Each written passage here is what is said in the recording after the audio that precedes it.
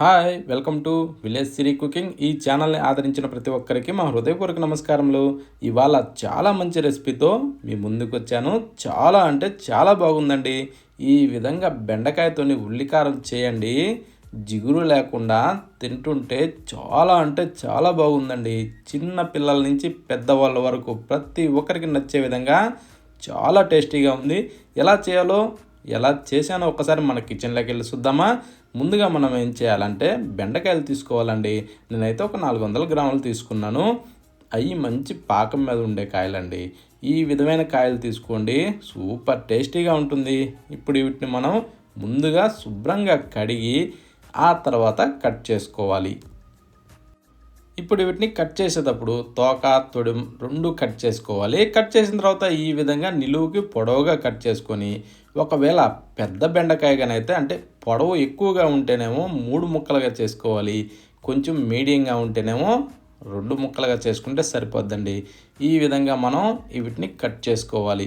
లేదు మనకు నచ్చిన విధంలో చేసుకోవాలన్నా కూడా చేసుకోవచ్చు, ఇబ్బంది లేదు. ఈ విధంగా అయితే ఈ రెసిపీకి చూడడానికి కానీ తినడానికి కానీ చాలా బాగుంటుందని ఈ టైప్లో చేశానండి. ప్రతి ఒక్కరూ ఖచ్చితంగా ట్రై చేయండి. ఒకవేళ కటింగ్ మీకు నచ్చిన విధంగా కూడా చేసుకోవచ్చు, ఇబ్బంది ఏం లేదు. కాకపోతే ఏంటంటే కట్ చేసేటప్పుడు ఇది ఒక్కటి మాత్రం మనం ఖచ్చితంగా గమనించుకోవాలి. ఏదైనా ఒకవేళ పుచ్చులు కానీ ముదురుగా కానీ ఇలా ఏమున్నా కానీ ఆ బెండకాయని తీసేయండి, వాడద్దు. ఓకేనా. ఈ టైప్లో మనం అన్నింటినీ కట్ చేసి తీసి ఒక ప్లేట్లోకి వేసుకోవాలి. కానీ ఈ విధంగా చేసి చూడండి, రుచి మాత్రం చాలా బాగుందండి. చిన్నపిల్లలైతే మరీ ఇష్టంగా తింటారు. ఇది కాస్త వేసుకొని అలా వేడివేడి అన్నంలో తింటుంటే భలే రుచిగా ఉంటుందండి. అందుకనే దీనిని ఖచ్చితంగా ట్రై చేయండి. ఇప్పుడు వీటిని పక్కన పెట్టి స్టవ్ మీద ఒక ప్యాన్ పెట్టుకోవాలి. ప్యాన్ పెట్టిన తర్వాత దాంట్లో కొద్దిగంత నూనె వేసుకుందాం. అంటే ఒక 2 టేబుల్ స్పూన్ల మందం వేసుకుందామండి. ఆ తర్వాత ఒక 2 టేబుల్ స్పూన్లు పచ్చెనగలు, 1 టేబుల్ స్పూన్ వచ్చేసి ధనియాలు, సగం టేబుల్ స్పూన్ వచ్చేసి జీలకర్ర. ఇవి వేసాక ఇప్పుడు కాస్త అలా వేగనివ్వాలండి. ఈ పచ్చెనగలు ఇవి కొంచెం అలా వేగిన తర్వాత ఇప్పుడు దీంట్లో మనం ఏం చేద్దామంటే ఎండుమిరపకాయలు వేసుకుందాం. అవి కూడా శుభ్రంగా తొడాలు ఒలిసేసి ఆ తర్వాత మనకు స్పైసీ తగ్గట్టుగా వేసుకోవాలండి. నేనైతే ఒక 10-12 దాకా వేసాక ఇప్పుడు సన్న మంట మీద వీటిని మనం మంచి ఎర్రగా వేగనివ్వాలండి. ఇలా దూరగా వేగితే సూపర్ టేస్టీగా ఉంటుందండి. ఈ టైప్లో మనం మాడకుండా ఇలా దూరగా వేగనివ్వాలి.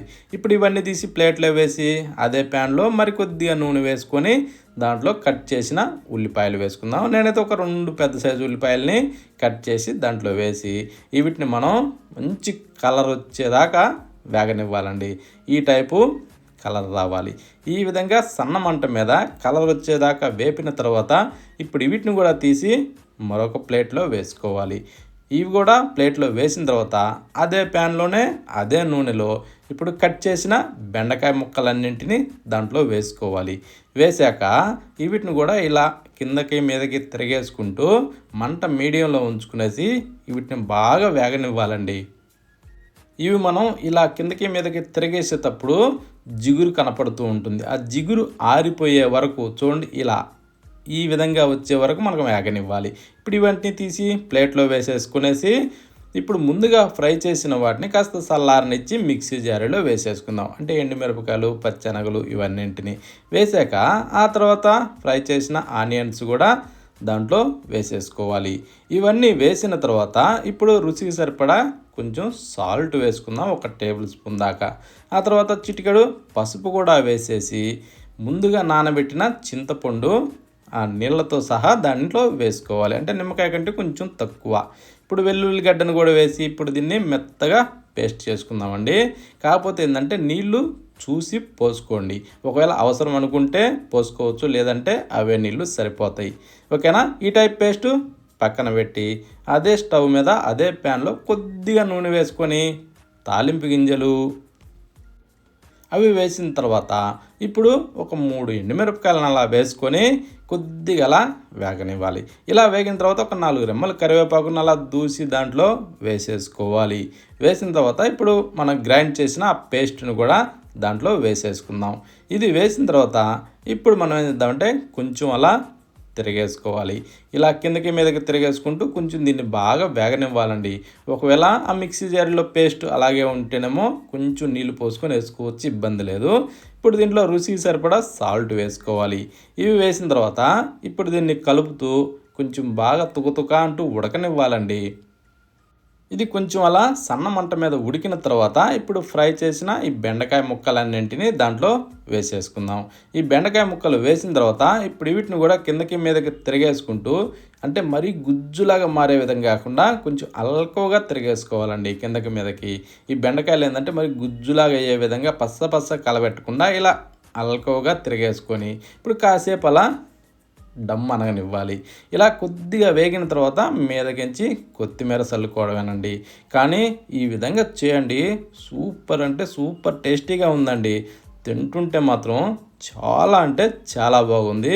మంచి గుజ్జు గుజ్జుగా ఇది కొద్దిగా వేసుకొని అలా అన్నంలో కలుపుకొని తింటుంటే రుచి మాత్రం చాలా అదిరిపోయిందండి.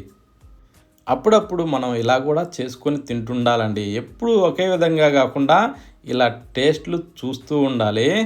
రుచి మాత్రం చాలా అంటే చాలా బాగుందండి. ప్రతి ఒక్కరూ ఖచ్చితంగా ట్రై చేయండి. ఇది ఒక్కసారి తిని రుచి చూసిన వాళ్ళు మాత్రం నచ్చని వాళ్ళంటూ ఎవరు ఉండరండి, అంత బాగుంది.